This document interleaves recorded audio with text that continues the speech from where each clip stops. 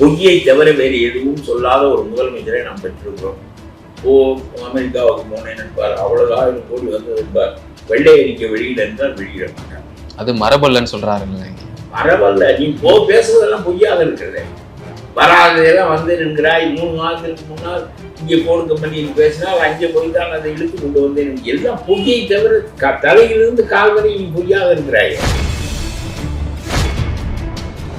அப்புறம் உச்ச நீதிமன்றம் உள்ளே நுழைந்து லஞ்சமெல்லாம் வாங்கிவிட்டு பிறகு நான் திருப்பி கொடுத்து விட்டேன் என்று சொல்வதெல்லாம் நீதிமுறை சார்ந்தது அல்ல. ஆகவே அந்த வழக்கை தொடரு என்று மேலே சொன்ன பிறகுதான் அந்த வழக்கு தொடரப்பட்டது.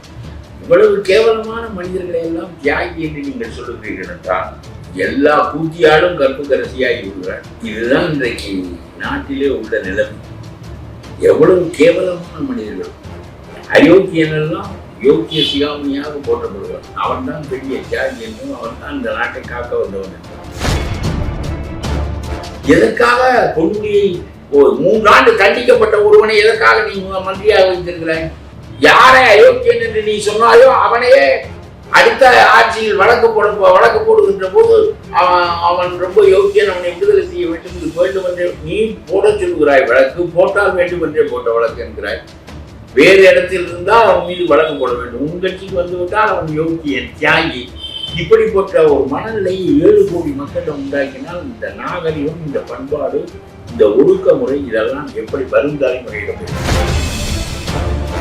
வன்னையும் டீயை குடித்து விட்டு தேர்தல் வேலை செய்கின்ற கட்சி. அந்த கட்சியினுடைய தலைவர் பேசுகிறார், பழி வாங்குகிறார்கள். என்ன பழி வாங்குகிறார்கள்? ஸ்டாலின் தானே சொன்னார் இவர் மீது வழக்கு போட சொல்லி. உனக்கு தெரியாதா? நீ என்ன கேட்க வேண்டும்? என்ன அப்பொழுது வழக்கு போட சொல்லுகிறாய், இப்பொழுது ஏன் போட்டா என்று கேட்கிறாய்? நம்ம என்ன நினைப்பார்கள் என்று கேட்க வேண்டாமா? என கூட்டணி என்றால் இவ்வளவு தலைகளாக அறப்புறமாக நடந்தால் அந்த கட்சி அழிந்து விடாதா? இந்த கட்சி அழிந்ததுக்கு நீதானே காரணம். முத்தரசன் போன்றவர்கள் விரட்டாவிட்டால் இந்த சர்வதேச கட்சி என்ன கதி ஆகும்? இந்த கூட்டத்திலே நான் லஞ்சம் வாங்கியதில்லை என்று சொல்வதற்கு ஒரு கையெழுத்து கொண்டு ஆகவே அது அப்புறம் அவர்கள் தானே மந்திரியாக ஆக வேண்டும். அவன் அதைத்தான் ஏற்றுக்கொண்டு விட வேண்டும் முடிவாக என்று நம்முடைய முதலமைச்சர் நினைக்கிறார். அதாவது இந்த கட்சி இருப்பதை இவர்கள் இப்படித்தான் கொண்டு வரணும். உன்னிடம் 2-3% ஓட்டு இருக்கும். எவனோடாவது சேர்ந்து நீ இந்த 4-8 இடங்களை பெற முடியும். வெளியே வா, நீ ஆட்சியே நடத்து, தனியாக நடத்து. சீமான் வைத்திருக்கிற ஓட்டு கூட உடையிலேயே. அப்புறம் எனக்கு துணை முதலமைச்சர் பதவி வேண்டும் என்று சொன்னால் என்ன பொருள் என்று கேட்கிறேன். TN24 நேயர்களுக்கு வணக்கம். இன்றைய சிறப்பு நேர்காணலில் நம்முடன் இணைந்திருப்பவர் தமிழ்நாடு தன்னுரிமை கழக கட்சியின் தலைவரும் முன்னாள் சட்டமன்ற உறுப்பினருமான திரு பழக்கரப்பை அவர்கள். வணக்கம் ஐயா. முதல்வர் ஸ்டாலின் அவர்கள் பிரதமரை சந்திச்சு 3 விதமான கோரிக்கைலாம் வச்சிருக்காருங்க. அதுல மெட்ரோ திட்டத்திற்கான அந்த தொகையை ஒதுக்க வேண்டும். ஆளுக்கு 50-50%, மாநில அரசு 50%, மத்திய அரசு 50% அப்படின்ற கோரிக்கை வச்சிருக்காரு. எப்படி பாக்குறீங்க? ஆனால் நான் என்ன ஏற்கனவே செய்தித்தாள்கள் வாயிலாக அறிந்திருந்தேன் என்றால் மெட்ரோ 2 இந்த மெட்ரோ 2 என்கின்ற இரண்டாவது திட்டம் மாநில அரசு தானே எடுத்து நடத்த விரும்புவதாகவும் அதற்கான கடன் தொகையை மற்றும் மத்திய அரசு பெற்றுத்தர வேண்டும் என்று சொன்னதாகவும் அதனுடைய அடிப்படையில் நீயாகவே தனியாக நடத்தி கொள்வதில் ஒன்றும் மறுப்பில்லை. அவனுடைய லாப நட்டங்கள் உன்னை சேர்ந்தவை, இந்த கடனை நீ அடைத்துக் கொள்ள வேண்டும். உன்னுடைய பேருந்துகள் போல அவை உனக்கு உரிமையாக மாநிலத்துக்கு உரிமையாக இருக்கும் என்று சொல்லி 30,000 கோடி அதற்கு அயல் நாடுகளில் கடன் பேசி மாநில அரசாக வாங்க முடியாது. மத்திய அரசு அதற்கு பொறுப்பு என்று சொல்லி பின்னால் நின்று அதன் வழியாகத்தான் அந்த கடனை வாங்க முடியும். ஆகவே அந்த கடனுக்கு அவர்கள் 30,000 கோடி ஏற்பாடு செய்தார்கள். 6,000 கோடி வரையில்தான் அவர்கள் செலவு செய்திருக்கிறார்கள் என்றும் மீதியை செலவு செய்யவில்லை என்றும் கடன் தொகை எப்பொழுது வேண்டுமானாலும் பயன்படுத்தப்பட முடியும் என்றும் நிதியமைச்சர் ஒரு முறை கொடுத்திருந்த பேட்டியை நான் பார்த்தேன். எது உண்மை என்று இவர்கள் பொய்யர்கள். ஒவ்வொரு நாளும் ஒன்று சொல்வார்கள். ஆகவே 570 கோடி ரூபாய் கல்விக்கு தரவில்லை என்றால், பிஎம்சி திட்டத்தின் கீழ் கல்விக்கு தரவில்லை என்றால் வாத்தியாளர்களுக்கு சம்பளம் போட முடியவில்லை என்று சொன்னால் ஏதோ அவன் எல்லாவற்றையும் தேக்கி வைத்துக் கொண்டு இந்த அரசாங்கத்தை நடத்த விடாதது போல ஒரு மாய தோற்றத்தை உருவாக்குவதற்கு அவர்கள் முயல்வார்கள். நான் சொல்லுகிறேன், 45,000 கோடி வரவு செலவு உள்ள கல்வி இலாக்காவில் 5,00,000 கோடி என்ன பெரிய சங்கதி? அதுவும் PM3 திட்டத்தை வேண்டாம் என்று சொல்ல, அதில் வருகிற பணத்தையும் வேண்டாம் என்று சொல்ல, வேற என்ன செய்வது? அவன் இந்தியை திணிப்பான், அவன் சமஸ்கிருதத்தை திணிப்பான். கேந்திர வித்யாலயாவை வேண்டாம் என்று சொல்லிவிட்டால் நவோதயாவை வேண்டாம் என்று சொல்லிவிட்டாய், அவையெல்லாம் இந்தி திணிக்கப்படுகின்ற காரணத்தினால் வேண்டாம் என்று சொல்லிவிட்டாய். அதுபோல இதையும் சொல்லிவிட்டு போ, பிஎன்சி திட்டம் எங்களுக்கு தேவையில்லை, எங்களுடைய கல்வி திட்டத்தின் மூலம் எங்களுடைய மாணவர்களை நாங்கள் படுத்திக் கொள்கிறோம் என்று சொல்ல வேண்டியதானே. பொய்யை தவிர வேறு எதுவும் சொல்லாத ஒரு முதலமைச்சரை நாம் பெற்றிருக்கிறோம். அமெரிக்காவுக்கு போனேன் என்பார், அவ்வளவு 1000 கோடி வந்தது என்பார், வெள்ளை அறிக்கை வெளியிட என்றால் வெளியிட மாட்டார். அது மரபல்லன்னு சொல்றாரு. மரபல்ல, நீ பேசுவதெல்லாம் பொய்யாக இருக்கிறது. வராததெல்லாம் வந்து என்கிறாய். 3 மாதத்திற்கு முன்னால் இங்கே போன் கம்பெனியில் பேசினால் அங்கே போய்த்தான் அதை இழுத்து கொண்டு வந்தேன். எல்லாம் பொய்யை தவிர தலையிலிருந்து கால் வரை நீ பொய்யாக இருக்கிறாயே. அதனால எதையும் நம்ப முடியவில்லையே. இந்த மெட்ரோ திட்டத்தை நாங்கள் எடுத்துக்கொண்டோம் என்பதை நீ சொல்லவே இல்லையே. இப்பொழுது ஒன்றால் முடியாது என்று சொல்லி அவர்களை 50 பங்கு அதில் வைத்துக் கொள்ள சொல்லுகிறாய். ஆகவே எந்த ஒன்றையும் ஏதோ அவன் எதுவுமே தரவில்லை என்பது போல ஒரு தோற்றத்தை உருவாக்குவதில் வெற்றிகரமாக அப்படியும் இவ்வளவு காரியங்களும் செய்வது போல அவர் பேசுகிறார். ஆனால் ஒரு முறையற்ற அரசாங்கம் இந்த அரசாங்கம், அவ்வளவுதான். ஊழல் வழக்குல செந்தில் பாலாஜி அவர்கள் சிறை சென்று வந்திருக்காருங்க, விடுவிக்கப்பட்டிருக்காரு, நிபந்தனை ஜாமீன்ல வெளியில வந்திருக்காரு. அவருக்கு வரவேற்பெல்லாம் திமுக சார்பில் மிக பிரம்மாண்டமாக பண்ணப்பட்டுச்சு. இதுல ஸ்டாலின் அவர்கள் சொல்றாரு, தியாகியை வாருங்கள் சகோதரர். என்ன பெரிய வியப்பு என்றால், சென்ற ஆட்சி காலத்தில் இவர் அதிமுகவில் அமைச்சராக இருந்தபோது போக்குவரத்து துறையில் மிகப்பெரிய ஊழலை செய்தார் என்றும், இந்த கண்டக்டர் டிரைவரிடமெல்லாம் காசு வாங்கியிருக்கிறார். 2வது, எந்த ஆட்சி மாறினாலும் இந்த செந்தில் பாலாஜியை மட்டும் அவர்கள் மாற்றுவதில்லை. எந்த மந்திரி சபை மாறினாலும் என்ன காரணம் என்றால், இவர் தான் அரித்து கொண்டு வந்து கொடுக்கிறார். அதனால அரசுக்கு இவர் மூலம்தான் அரிப்பு வரும்படி வருகிறது என்பதனால இவரை மட்டும் மாற்றுவதில்லை என்று ஸ்டாலின் சொன்னார். அரிக்கிறவர் இவர் தான், சுரண்டுகிறவர் இவர் தான், லஞ்சம் வாங்குகிறவர் இவர் தான், இந்த அரசாங்கத்தை காப்பாற்றி வைத்திருக்கிறவர் இவர் தான், இவர் மீது ஏன் நடவடிக்கை எடுக்கவில்லை என்று அவர் கேட்டவர் இப்பொழுது தியாகி என்று சொல்கிறார். நீ பேசியது அவையெல்லாம் இப்பொழுது வீடியோவில் சுற்றுலா வருகின்றன. உன்னுடைய குரலில் நீ எப்பொழுது பேசினாய் என்று சுற்றுலா வருகிறது. வெட்கம் இல்லாமல் தியாகி என்று சொன்னால் அப்போ ஏற்கனவே நீ பேசிய பேச்சுக்கு என்ன பொருள்? இப்பொழுது நீ பேசுகின்ற பேச்சுக்களுக்கெல்லாம் என்ன பொருள்? எந்த பேச்சை நம்புவது? நான் இப்படி சொன்னேன், இப்போ யோக்கியனாக மாறிவிட்டார், கோயிலில் போய் சத்தியம் பண்ணி இனிமேல் லஞ்சம் வாங்குவதில்லை என்று சொல்லிவிட்டு தான் திமுக வந்தார் என்று சொல்லு. ஒன்றுமில்லாமல் அவரை தியாகி என்று சொன்ன என்ன என்று எனக்கு புரிய மாட்டேன்கிறது. இது ரொம்ப பத்திரிகைகளெல்லாம் இந்த ஒரு புதிதாக வந்திருக்கிற ஆங்கில பத்திரிகை, அடே அப்பா, அவன் புகழ்ந்து பெரிய பெரிய தலைப்பாக போட்டு எழுதியிருக்கிறான். Blue eyed boy of the polls, blue eyed boy. அப்புறம் political strategist, no poll without Senthil Balaji. அழுகுறான். அவ்வளவு பணம் கொடுக்குறாரு, அவ்வளவு விளம்பரம் கொடுக்குறாரு. அதனால புதிதாக வந்திருக்கிற ஒரு ஆங்கில பத்திரிகை, தமிழ் தொடர்பே ஆங்கில பத்திரிகை, அதில் இவ்வளவு எழுதுகிறான். ஒரு பக்கத்துக்கு எழுதியிருக்கிறான். நான் கேட்கிறேன், அவருக்கு வானவெடிக்க விடுகிறார்கள், கும்மி அடிக்கிறார்கள், பெரிய கூட்டம் நேற்றிலிருந்து சிறையே வரவேற்றிருக்கிறது. ஏற்பாடு தானே.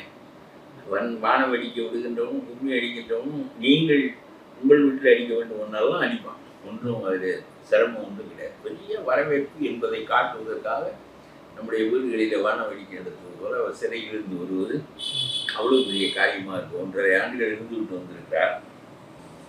இவர் ஏற்கனவே யாரிடம் வாங்கினார் என்றால், சாதாரண பஸ் கண்டக்டரிடம், பஸ் டிரைவரிடம் வாங்கியிருக்கிறார். வாங்கி அவனுக்கு வேலையும் போட்டு கொடுக்கவில்லை. அவனெல்லாம் நீதிமன்றத்துக்கு போன பிறகுதான் இவருடைய லட்சணமே என்ன என்று தெரிந்தது. அவ்வளவு மட்டமாக ஆகும்.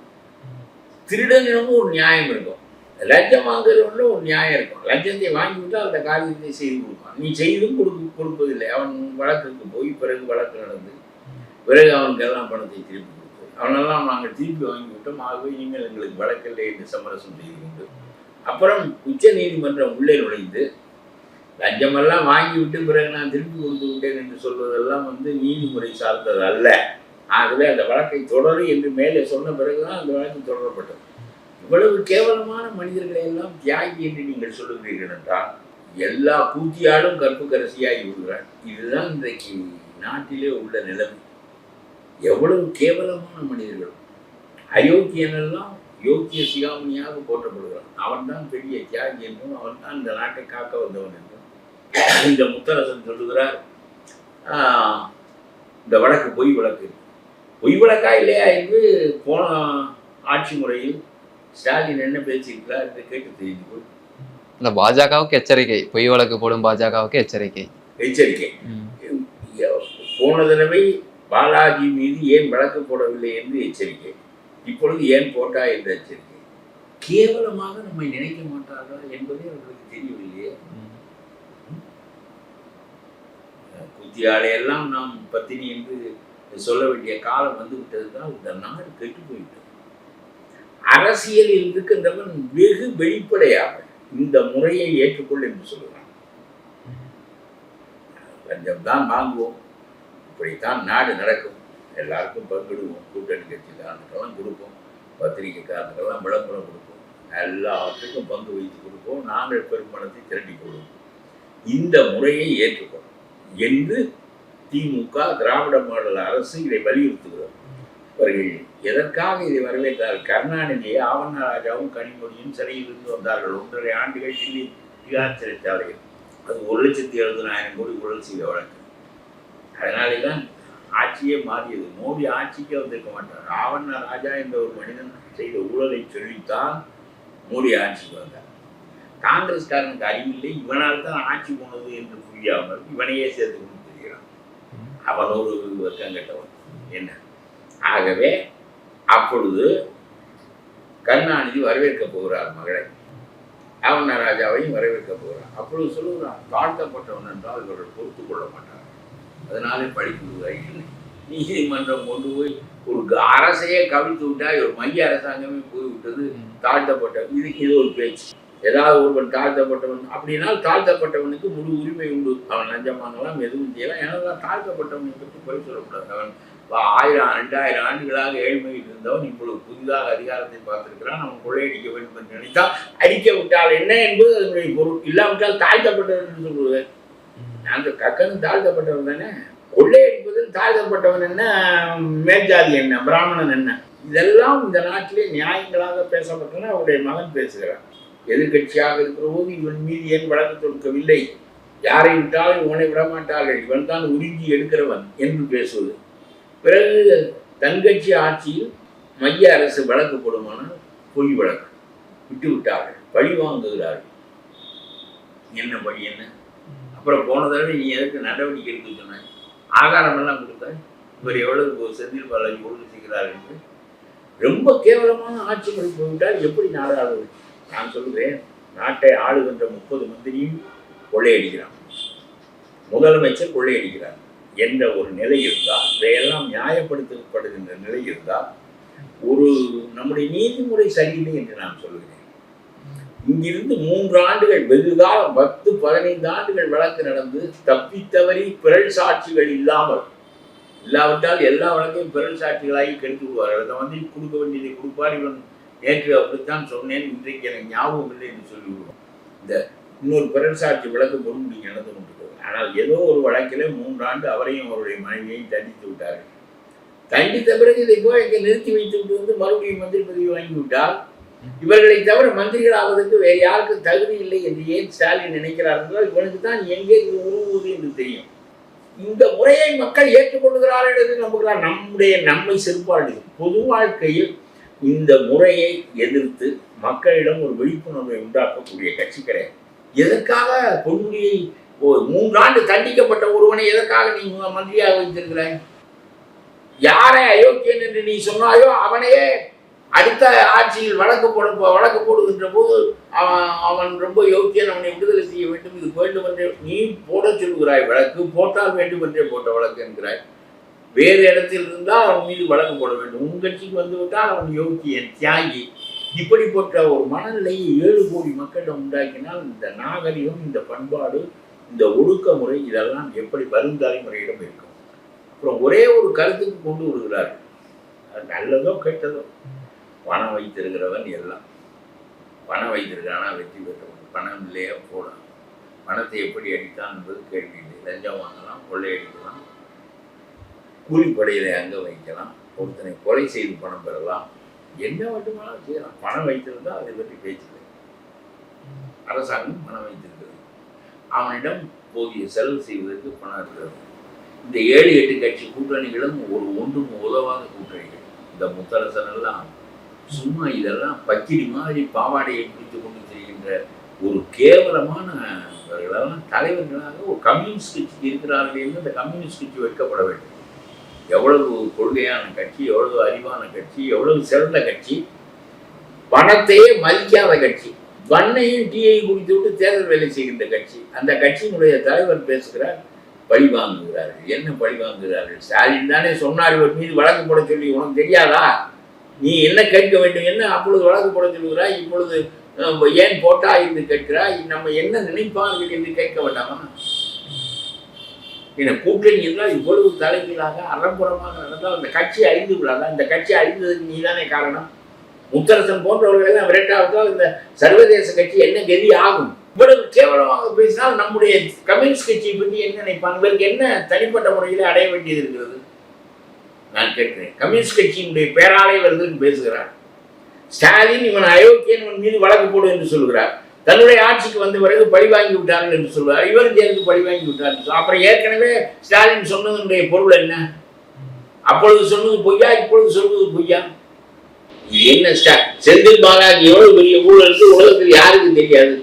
இதை அரசின் நடைமுறையாக, மக்களின் நடைமுறையாக மாற்றுவதற்கு ஒரு ஆளுங்கட்சி முயலுமானால், அதை இந்த நாடு ஏற்றுக்கொள்ளுமானால், அதை விட இந்த நாடு பொசுங்கி தீவில் ஒன்றுமில்லாமல் போய்விடுவது. தமிழ்நாடு என்ற ஒன்றே இல்லாமல் போய்விடுவது. அவர்கள் கேவலமாக திருக்குறள் பிறந்த நாடு, சிலை மட்டும் வைப்போம். பூரா திருட்டுத்தனத்தை தான் நாட்டின் முதன்மை கொள்கையாக நம் மக்களிடம் வைப்போம். திருட்டுத்தனமெல்லாம் முதன்மை கொள்கை. என்ன வேண்டுமானால் நேற்று பேசுவார்கள், இன்றைக்கு ஒன்று பேசுவார்கள். பதவியை எப்படியாவது அடைய வேண்டும், பதவி மூலம் பணத்தை அடைய வேண்டும். அப்புறம் என்ன? ஏற்கனவே அடைந்த கருணாநிதி 1.5 ஆண்டுகள் நினைவில்லாமல் இருந்தார். எவ்வளவு பணம் வைத்திருந்தோம் என்ற பொழுது நினைவில்லை. ஜெயலலிதா ஆட்சியில் இருந்தது அது தெரியாது. 1.5 ஆண்டுகள் நினைவே இல்லாமல் இருந்தார். என்ன இந்த பணமெல்லாம் வைத்திருந்து என்ன செய்து விட்டீர்கள்? நான் இவர் லஞ்சம் வாங்குகிறார் கூறார் என்பதற்கெல்லாம் படுகின்ற வருத்தத்தை விட ஒழுங்கற்ற ஒரு முறையை நாட்டிலே ஊன்றச் செய்வதற்கு இவர்கள் முயல்கிறார்களே, இதையெல்லாம் பற்றி பேசாது. அரசு என்றால் அப்படித்தான். லஞ்சம் தான் வாங்குவார்கள், சிறைக்கு போவார்கள், திரும்ப வருவார்கள், லஞ்சம் வாங்குவார்கள். இதை பற்றியெல்லாம் பணம் வைத்திருக்கிறோமா? உனக்கு 10 காசு தருகிறேன், கூட்டணியா உனக்கு ஏதாவது தருகிறேன். எவனும் ஒழுக்கத்தை பற்றி எந்த கட்சியாவது பேசுகிறதா? நான் தான் பேசுகிறேன். எந்த கட்சியாவது ஒழுங்கு கட்டுவிட்டது, தமிழ்நாட்டில் நெறிமுறை கட்டுவிட்டது, ஊழல் மிகுந்து விட்டது, திருடுவது போற்றப்படுகிறது, தியாகம் என்ன என்றால் தெரியாத ஒரு நிலைமை வந்துவிட்டது. திருடுகின்றவன், கொள்ளையடிக்கின்றவன், மூட்டை அடிக்கின்றவன் எல்லாம் தியாகியாக இந்த நாட்டில் போற்றப்பட்டால் அப்புறம் தியாகம் என்பதனுடைய பொருள் என்ன? நல்லவன் எல்லாம் நான் முன்னால் சொன்னது போல கற்பு கரசிகள் எல்லாம் படிக்கப்பட்டு கூத்தியாளெல்லாம் மேலே தூக்கி வைக்கப்படுகின்ற ஒரு காலகட்டம் வந்துவிட்டது என்று சொன்னால் எல்லா ஒழுக்கங்களும் இந்த நாட்டில் அழிந்து விட்டது என்பதுதான் பொருள். இதுக்கு திமுக மிகப்பெரிய காரணம். தப்பு செய்கிறவர்கள் கூட முன்பெல்லாம் தப்பை வெளிப்படையாக செய்ய மாட்டார்கள். வெளிப்படையாக சொல்வதற்கும் தான் தண்டிக்கப்பட்டோம் என்று நினைப்பதற்கும் வைக்கப்படுவார்கள். ஒரு சாதாரண பெண்ணை வழக்கு கூட்டி கொண்டு போனால் முக்காடு போட்டு கொண்டு போகிறார்கள். நாம் ஒரு வேசி என்று உலக மக்களுக்கு தெரிய வேண்டாம், அசிங்கமான வேலையை நாம் செய்கிறோம், ஆனால் நம்முடைய வேசி முகம் வெளி மக்களுக்கு தெரிய வேண்டாம் என்று நினைத்து போலீஸ்காரருக்கு கூட்டி கொண்டு போவது முக்காடு போட்டு கொண்டு போவார். ஆனால் நீங்கள் பகிரங்கமாக அந்த வேசித்தனத்தை செய்கிறீர்கள். பகிரங்கமாக இதற்கு வரவேற்பு, வான வேடிக்கை, ஒயிலாட்டம் எல்லாம் வைத்து இதை பெருமைப்படுத்துகிறீர்கள். நீங்கள் என்ன செய்கிறீர்கள் என்றால் லஞ்சம் வாங்குவதுதான் நாட்டுடைய தர்மம் என்ற ஒரு கோட்பாட்டை இந்த நாட்டிலே நிலைநாட்டுவதற்கு இவ்வளவு பெரிய வரவேற்பு. முதலமைச்சர் நியாயப்படுத்துவது அவர் சொல்வதில்லை. அவர் நியாயமானவர் அதெல்லாம் கிடையாது. அவரையும் வழக்கு போடு என்று ஒரு கட்டம் சொல்லுவார், தியாகி என்று இன்னொரு கட்டம் சொல்லுவார். இப்போது மீண்டும் அவருக்கு அமைச்சர் பதவி வழங்கப்பட்டது. அங்கே 32 பேர் இதுதானே செய்கிறார். வழக்கில்லாத ஆள் யார்? தண்டன் தென்னரசு மீது இல்லையா? ராமகிருஷ்ணன் மீது இல்லையா? அனிதாகிருஷ்ணன் மீது இல்லையா? KKSR மீது இல்லையா? பெரியசாமி மீது இல்லையா? பொன்முடி மீது அடுத்தடுத்த வழக்குகள் இல்லையா? இல்லாத ஆள் யார்? இந்த கூட்டத்திலே நான் லஞ்சம் வாங்கியதில்லை என்று சொல்வதற்கு ஒரு கையெழுத்து கொண்டு ஆகவே அது அப்புறம் அவர்கள் தானே மந்திரியாக ஆக வேண்டும், அவன் அதைத்தான் ஏற்றுக்கொண்டு விட வேண்டும் முடிவாக என்று நம்முடைய முதலமைச்சர் நினைக்கிறார். இதை பற்றியெல்லாம் கவலைப்படாதே, அவர்களெல்லாம் அடிப்பார்கள், கொள்வார்கள், எல்லாம் செய்வார்கள், அவர்களெல்லாம் தியாகிகள், அவர்களுக்கெல்லாம் வரவேற்பு கொடுக்கும். ஆங்கில செய்தித்தாளில் ஆஸ்பிரேஷனல் என்று போடுவான், கான்ட்ரோவர்ஷியல் பட் ஆஸ்பிரேஷனல் எழுதுகிறான் பெரிய. அதாவது முரணாக இருக்கிறதாம் அவருடைய நடவடிக்கைகள், ஆனால் அவர் ரொம்ப விரும்பப்படுகின்ற பெரிய ஆளாக இருக்கிறார். ஸ்ட்ராட்டஜிஸ்ட் என்னென்னலாம் எழுதுகிறார். இவர் இல்லாமல் எந்த தேர்தலை நடத்த முடியும், என்ன கொள்ளையடித்து வைத்திருந்தால் பணத்தை வீசினால் நடக்கிறது. எல்லாருக்கும் பங்குல கொடுக்கணும், கட்சிக்காரனுக்கு பங்கு, மக்களுக்கு பங்கு, எல்லாருக்கும் பங்கு. இந்த நாட்டில் பாதி பணம் தான், 40% பணம் தான் மக்களுக்கு வருது, பாதி அரசாங்க ஊழியர்களுக்கு போயிடும். மீதி பாதியில் 3/4 மக்களுக்கு வருவதில்லை. இவர்கள் அடிக்கின்ற கொள்ளை தான். 4 ஆண்டுகளுக்கு போடப்படுகின்ற ரோடெல்லாம் 4 மாதத்தில் தேர்ந்து வரும். அப்புறம் என்ன, நான் வரி கட்டி கொண்டே இருக்க வேண்டியதுதான். 3000 ரூபாய்க்கு வாங்குகிற நிலைமையிலேயே 5000 என்று எழுதுவான். பிறகு நம்முடைய மின்சார கட்டணம் உயரும். இதுதானே அவன் செய்கிறான். இதை நியாயப்படுத்துகிறான் பாருங்கள், அதுதான் ரொம்ப பெரிய மோசமானவன். நியாயப்படுத்துகிறான். விடிந்தால் இருந்தால் ஏதாவது ஒரு விவகாரத்தை, ஒன்றும் இல்லாத விவகாரங்களை உருவாக்குகிறார்கள். திருமாவளவன் ஏன் துணை முதலமைச்சராக ஆகக்கூடாது என்று ஒருவர் பேசுகிறார். யார் வேண்டாம் என்று சொன்னார்கள்? சட்டத்திலே இடம் இருக்கிறது. நீ 234 பேரை நிறுத்து, முதலமைச்சராக வா. முன்னால் வர முடியவில்லை என்றால் ராமதாஸ் நான் உன்னை ஆக்குகிறேன் என்று சொல்கிறார், அங்கே போ. இல்லை, யாரிடமாவது பெற வேண்டும் என்று சொன்னால் அதற்கு தகுந்த வாக்குகளை பெற்று, அதுக்கு தகுந்த இடங்களை பெற்று வா. இது நாடகம் எதற்கு ஆடுவது? ஒருவனை வந்து பேச விடுவது. திருமாவளவனுக்கு தகுதி இல்லையா துணை முதலமைச்சராக? ஒருவன் பேச முடியும். ஒருவன் ஆகா, இந்த பாசிசம் ஒன்று நம்மை நெருக்கி கொண்டிருக்கிறது, அதை சிந்தனையிலே வைத்துக் கொண்டு பேசுங்கள் என்று இவரை பேச விடாமல் இன்னொருவன் செய்ய வேண்டியது. அப்புறம் பேசியது தப்பு தான், ஆனாலும் அவர் மீது நடவடிக்கை எடுக்கக்கூடாது என்று 4 MLA சொல்ல வேண்டியது. இப்படி சுற்றி நின்று 4 நாட்களுக்கு இதை செய்தியாக்குகிறார்கள். பிறகு 4ஆவது நாள் ஓய்ந்து விடுகிறார். அதாவது இந்த கட்சி இருப்பதை இவர்கள் இப்படித்தான் கொண்டு வர முடியும். உன்னிடம் 2-3% ஓட்டு இருக்கும், எவனோடாவது சேர்ந்து நீ இந்த 4-8 இடங்களை பெற முடியும். வா, வெளியே வா, நீ ஆட்சியே நடத்து, தனியாக நடத்து. சீமான் வைத்திருக்கிற ஓட்டு கூட உடையிலேயே. அப்புறம் எனக்கு துணை முதலமைச்சர் பதவி வேண்டும் என்று சொன்னால் என்ன பொருள் என்று கேட்டேன். இல்ல, கூட்டணி விட்டு வெளியில வராம கூட்டணி கூட தான் இருக்கேன் நானு அப்படின்னு திரும்ப அதே தான் பதிவு பண்றாரு. என்ன காரணம்? அதே பண்ற அவன் பொருட்படுத்துவதில்லை. இவனுக்கு பேசுவதற்கு வேறு செய்தி இல்லை. 4 நாளைக்கு செய்தியில் லைம் லைட்ல இருக்க வேண்டும் என்று நினைக்கிறாங்க. 4 நாளைக்கு இருக்க வேண்டும். இந்த கல்வி ஒழிப்பு மாநாடு, மது ஒழிப்பு மாநாடு படுத்து விட்டது. என்றைக்கு திமுக காரன் உள்ளே வருகிறேன் என்று சொன்னா அதுக்கு பிறகு படுத்து விட்டது. இப்பொழுது துணை முதலமைச்சர், அப்புறம் பிறகு மீண்டும் பிரதம மந்திரி ஆவதை பற்றி கொஞ்ச நாள் பேசுவார்கள். என்ன வேண்டுமானாலும் பேசாது, உனக்கு யாரும் தடையில்லை. மக்களிடம் வாக்கு பெற்று யார் வேண்டுமானாலும் அரியணையில் உட்காரலாம்.